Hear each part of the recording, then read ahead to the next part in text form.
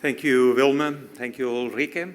I'm happy to be here. And I think this starts alone. I know Ulrike for a long time. And today, with the excuse of the solar eclipse, I took my birding equipment with me, and I took many pictures, but I had no time to process them, so I'm sorry. I have to show the one that I took from internet. But this one I took it myself, and it's Ulrike herself. We started working together many years ago, and in 2012, we already published a paper on the Skin Academy, hair, skin, hormones, and menopause. And we started realizing that there was something that was not going well. During menopause, usually you have this decrease on the estrogens, and you should have this relative increase on androgens.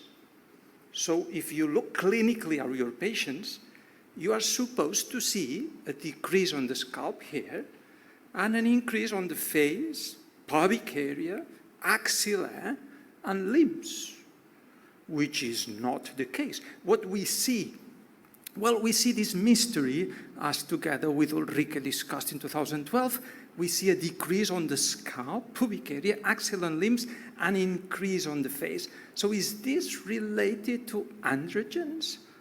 Or maybe there's a type of aging taking part in this strange process on a miniaturization in post-menopausal women.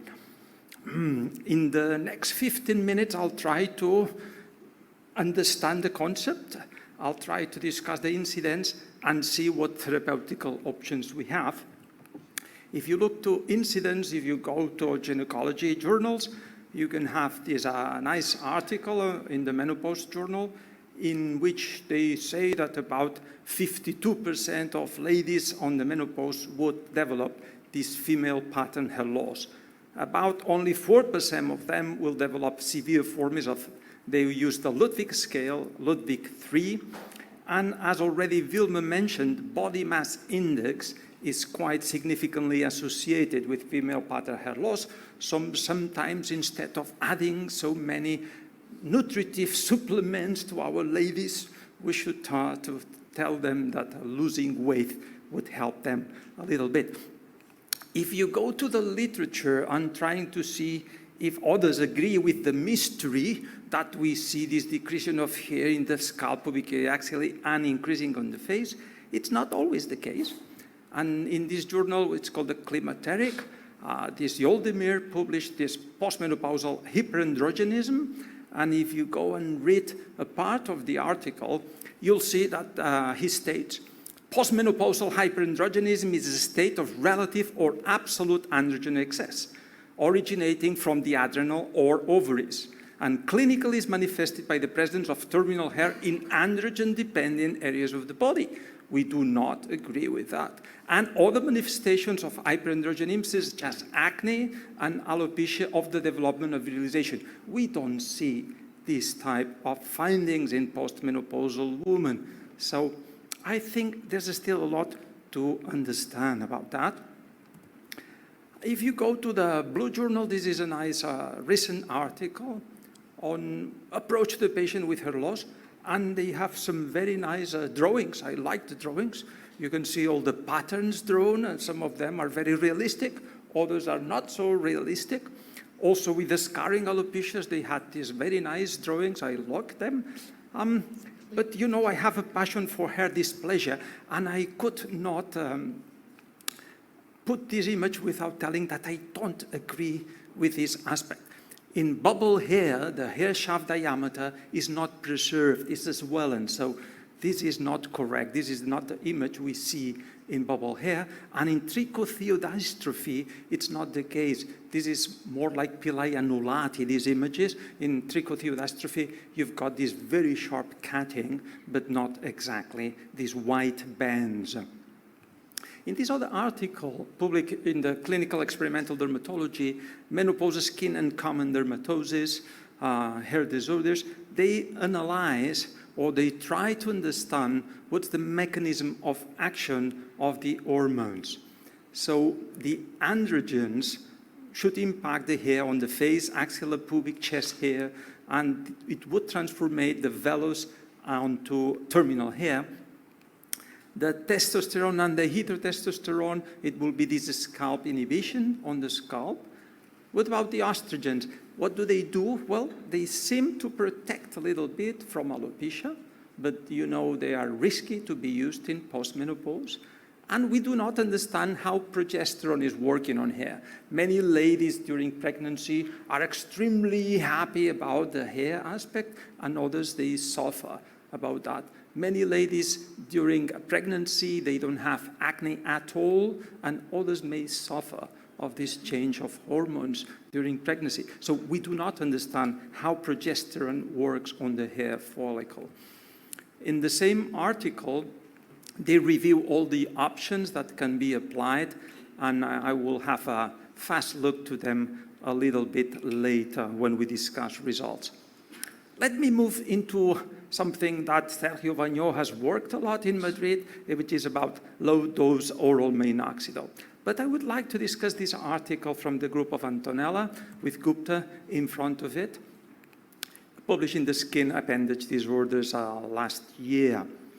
They demonstrate a promising and safely efficacy profile, as we have been hearing that during the meeting. It lacks FDA approval, and they propose to start with this low dose, 0.5 to 1 milligram. Usually, they don't go farther than 5 milligrams per day in ladies, and if the patients tolerate well the treatment, they can be used for a long, long time. Usually, the only side effect is this hypertrichosis that is affecting more females than males. But what I like it from this article, what these two different side effects they proposed. They said there's a type A side effect, which is dose-dependent, and hypertrichosis and cardiovascular symptoms are related to this type A side effect. And there's this type B idiosyncratic side effects that can be manifested by this pericardial effusion. We don't know exactly like minoxidil acts, and people believe it can have an anti-androgen effect, so in postmenopause can be very useful also because of that. And we all know the half-life is around 4 hours, but the hypotensive effect might be much longer. This is a nice view on the pharmacokinetics of oral minoxidil. You can see the absorption and the distribution, the metabolism, and this excretion mostly by the urine. Just remembering these two side effects, the type 1 or type A, predictable, dose-dependent, and type B, unpredictable, are more idiosyncratic. This is also a table from the same article, and you see in blue the cardiovascular symptoms, and in orange the hypertrichosis. They are clearly related to the dose. And if you see the differences between oral minoxidil and topical minoxidil, you can have this difference on hypertrichosis. What are my own feelings on low-dose oral minoxidil for postmenopausal women? I think I've never been as happy as I am now treating postmenopausal women. I think patients tend to come back to you happier than with any other type of drug that I have ever used in female patients after menopause. Most of them, after 3 months, they feel that they are getting better. I adjust the dose 3 months after on the relation of unwanted hair, so if they tolerate well, I will go up. Usually I do start about 1 milligram maximum, 1.2, and see what's going on and then move on. We only have in Spain some administrative matter with prescriptions because you need to make a new prescription every 3 months because they have to build the drug for you. And this is a little bit a problem with patients that they have to come to get this recipe. The same group, and here is Gupta working on that, published this article very recently in 2024. And here Gupta makes this idea of this anti-androgen effect of the oral minoxidil, which I think has to be further investigated. Let me move very fast to what the lasers in the hair business can be done in postmenopausal women. And in lasers, you've got all options. This comes or this type of ideas, or these caps, or these basal caps, or maybe you can go to the clinic and receive it there. Or if you are a very poor doctor, you buy the device and you do it on your patient when they come down. If you go to the advertise of these people, you can see how funny they look. Clogged follicle, dying hair, and you see all the beams entering to provoke a healthy care. You can buy them with some ear pods so you can hear music while you get your hair growth. And as they say, just relax and wear so you can work on your bed with a computer growing hair. Or if you are very lucky, you can have a very nice Colombian lady on your side just relaxing and wearing that. Huh? Isn't that surprising? And you can get the whole pack with all type of packagings. And there's the Laser Cap Extreme 6-month program. So you get the DH blockers and a very big gauge so you can bring it to the meeting so you can have treatment while you wait. Do we believe that this is working? Well, let's try to see. This is a nice review on the use of fractional lasers for the treatment of androgenetic alopecia. It's a systematic review and a meta-analysis, and they reviewed erbium, thulium, YAG, and fractional carbon dioxide. In this meta-analysis, they found that the fractionated laser combination, as we already heard before, combination therapy showed significant improvement on hair shaft diameter. But there was no improvement in hair shaft count for any laser modality. If you say, do lasers work on hair? Yes, they do, mostly for business purposes from my point of view. If we move to another article in the Blue Journal, this update in androgenetic alopecia, you can see that this is a very recent and nice article. They discuss about cyproterone, spironolactone, flutamide. They discuss about this clascoterone, and recent studies indicate this potential effectiveness in treating androgenetic alopecia. 7.5 twice a day for 6 months showed difference from the placebo group. What about oral spironolactone?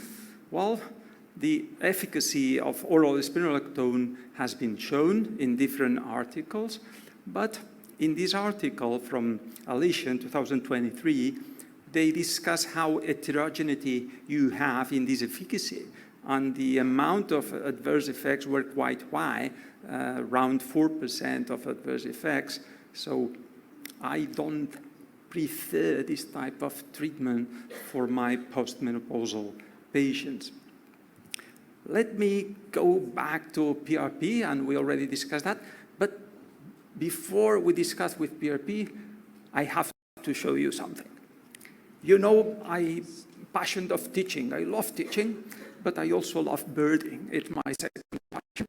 And yesterday, I escaped myself a second from the meeting, and I went to see this very lovely little blue heron. And I also was very lucky to see a killdeer and this lovely blue winged tail. And then the excellence of the day was this scissor-tailed flycatcher.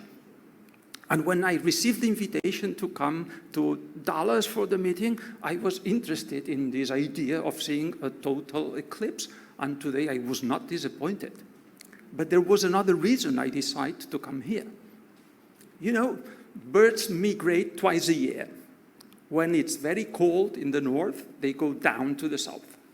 And now, all birds from South America and Central America, they will cross the Gulf of Mexico, and they will be here just in front of you for the next 2 weeks.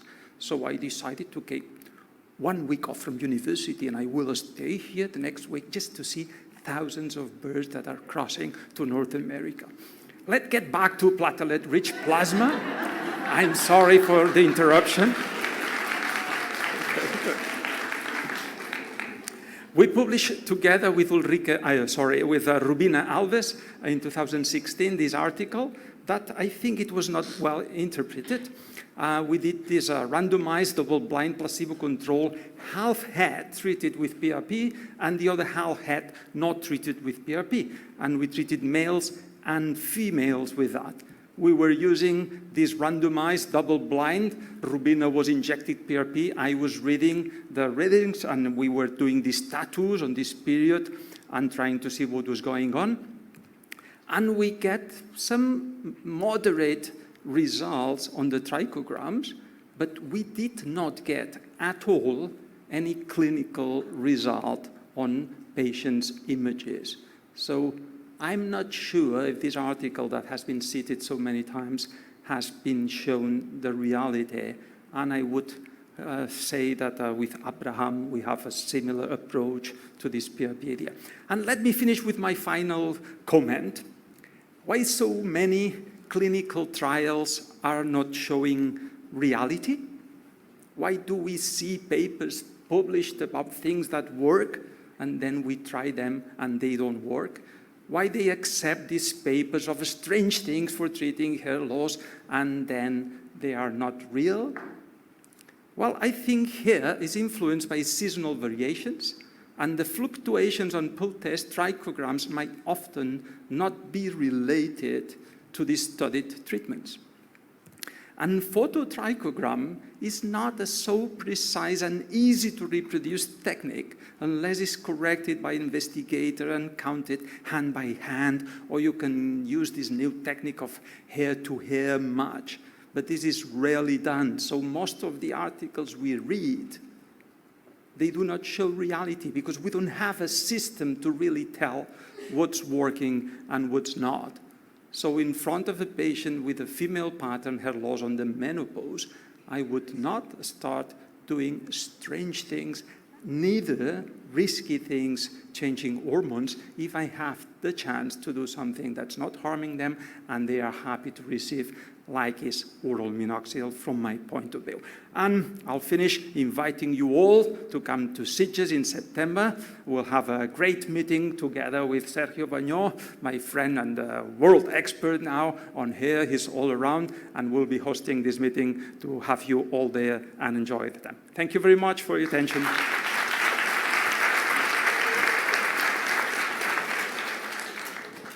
Are there any questions from the audience? Let's start over here, and then we'll come over here. Yes, Fernando.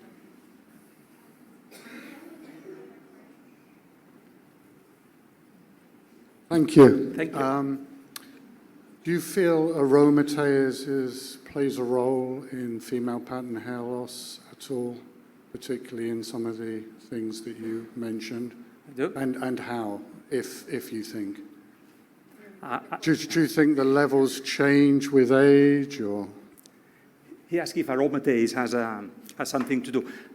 I cannot answer you. I believe it does because we see this different distribution of the hair patterns, yes. But I don't understand how this might change with age. So I think this aging process of the hair, as we already discussed in many meetings, we don't understand it neither. So after what age we males stop losing hair because of the androgens and we start losing hair because we're getting old, I don't know. And I think in females, a little bit of that also it's overlapping. So I cannot answer. Okay. Thank you. Thank you. Thank you.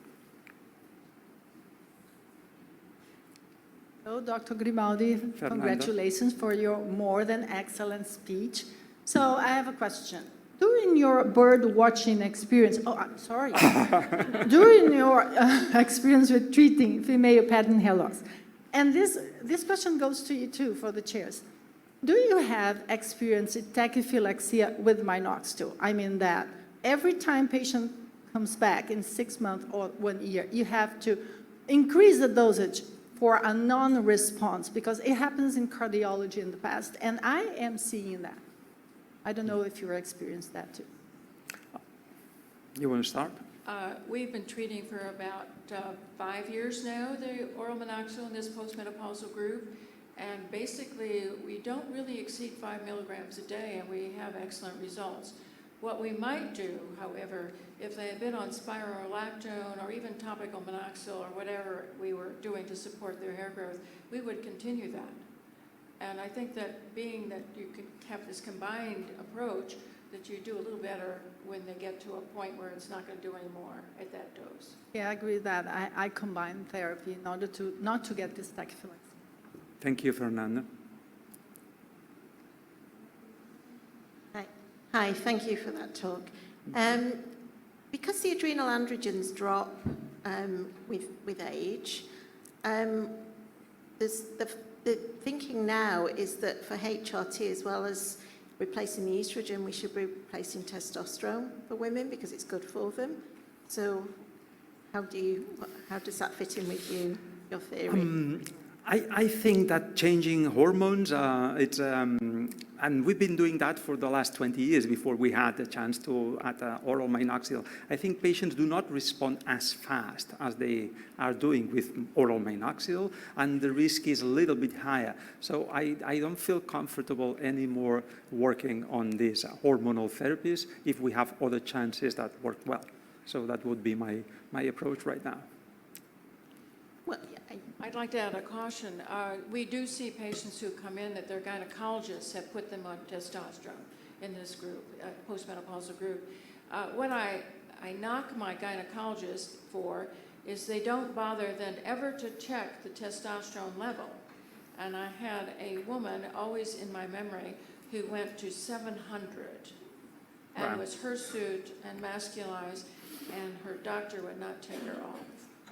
So I think that it behooves us, you're going to use that, you use it at low doses, and you check the levels intermittently just for safety's sake. yes, I agree. It should be at the normal female level.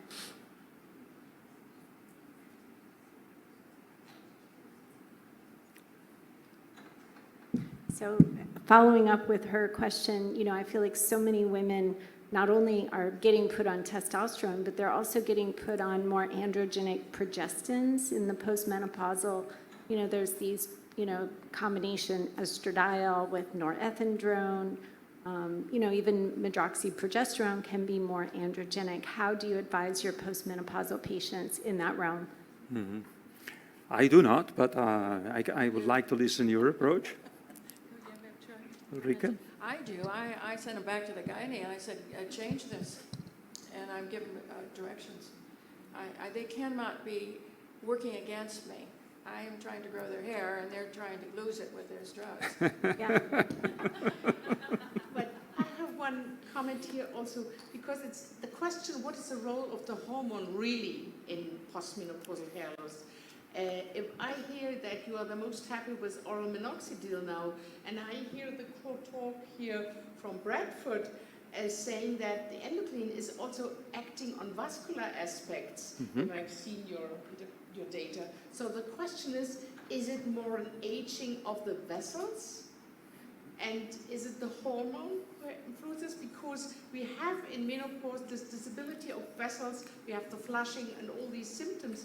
So the question is, it's really a hormonal deficiency, what we do see in menopause in the hair follicle? Or is it more an aging phenomenon? So it's the question.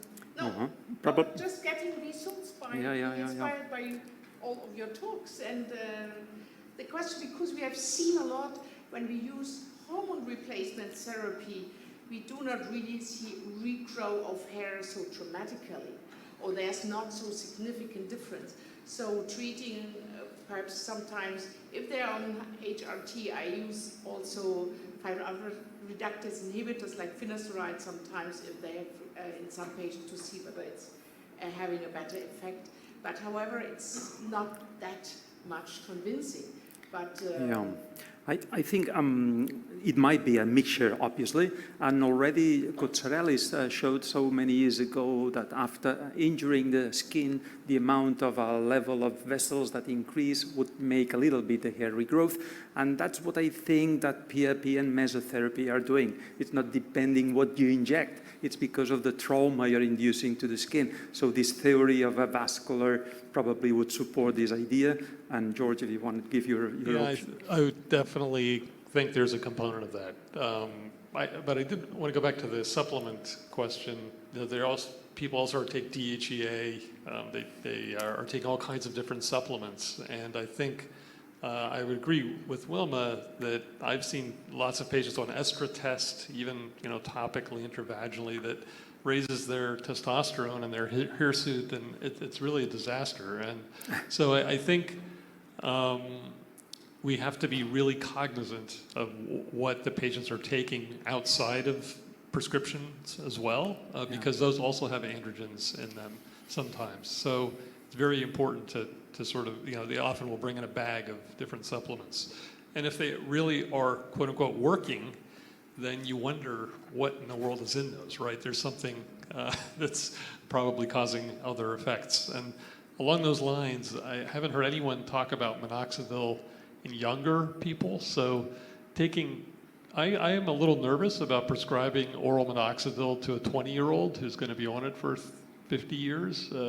What we really don't know what we're dealing with. It hasn't been studied systemically.